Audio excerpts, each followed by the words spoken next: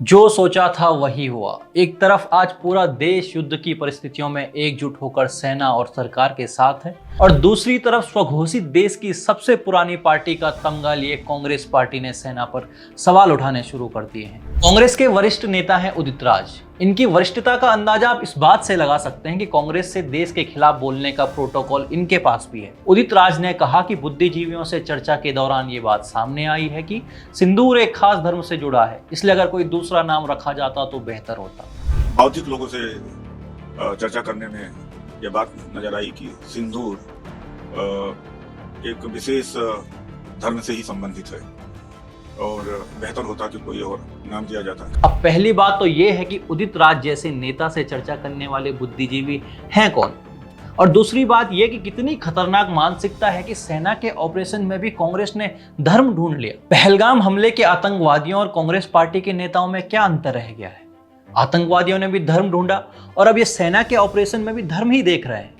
उनको भी महिलाओं के सिंदूर से दिक्कत थी, कांग्रेस की नजरों में भी सिंदूर ही चुभता है। यही हाल कांग्रेस के साथी झारखंड मुक्ति मोर्चा के भी हैं। उनकी सांसद महुआ माझी ने कहा कि ऑपरेशन सिंदूर नाम राजनीति से प्रेरित है और इसका नाम कुछ और भी हो सकता था। मतलब कांग्रेस पार्टी कहीं इस पूरे घटनाक्रम में देश के भीतर कुछ बंटवारा करने की सोच तो नहीं रख रही है कि एक खास धर्म की बात करके दूसरे समुदाय को नाराज कर दो और यही बात 100 बार कह के वोट बैंक के बीच एक नैरेटिव बना दो।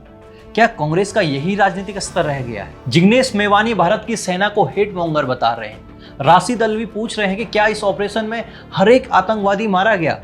जो कुछ उनसे कहा गया उन्होंने पूरा करके दिखा दिया, लेकिन फिर वही सवाल उठता है, क्या चुन चुन के आतंकवादी मार दिए गए? अजय राय भारत के राफेल का मजाक बना रहे हैं। चरणजीत सिंह चन्नी सबूत मांगते फिर रहे हैं। कांग्रेस के दामाद रॉबर्ट वाड्रा कह रहे हैं कि पहलगाम हमला इसलिए हुआ क्योंकि देश का मुसलमान और अल्पसंख्यक कमजोर महसूस कर रहा है और ये प्रधानमंत्री नरेंद्र मोदी के लिए भी संदेश है। इनका सांसद इमरान मसूद भी पूछ रहा है कि कितने आतंकियों को मारा गया और कितना नुकसान पहुंचाया गया, इसकी भी घोषणा होनी चाहिए, तब हमारे दिल को तसल्ली मिल पाएगी।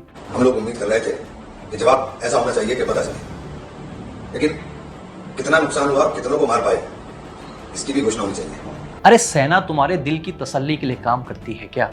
जो विजुअल्स आ रहे हैं, जो चीखें पाकिस्तान से सुनाई दे रही हैं, जो जनाजे वहां उठ रहे हैं, क्या उससे तुम्हारे दिल को तसल्ली नहीं मिल रही है या उससे दुख पहुंच रहा है?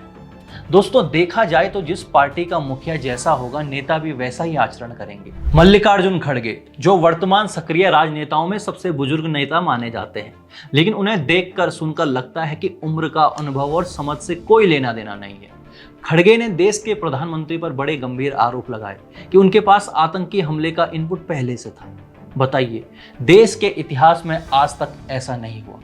दोस्तों, वैसे तो राजनीतिक दल का काम करना होता है राजनीति करना, लेकिन ऐसे भी मौके आते हैं जब पार्टी अपनी राजनीति को छोड़कर एक देश के तौर पर एकजुट होती है। लेकिन कांग्रेस के साथ क्या हो रहा है कि पार्टी थी जिसने दशकों तक सत्ता का सुख भोगा और अब विपक्ष में तो है, लेकिन राजनीतिक मुद्दों पर क्लूलेस है, शून्य है। किसी को समझ नहीं आता कि किन मुद्दों पर घेरा जाए। तो विपक्ष दिखने का और सरकार को घेरने का प्रेशर इतना है कि राजनीति और देश हित में अंतर ही नहीं कर पा रहे हैं। मानसिक रूप से अक्षम हो चुके हैं। सरकार की आलोचना में सेना को निशाना बना रहे हैं।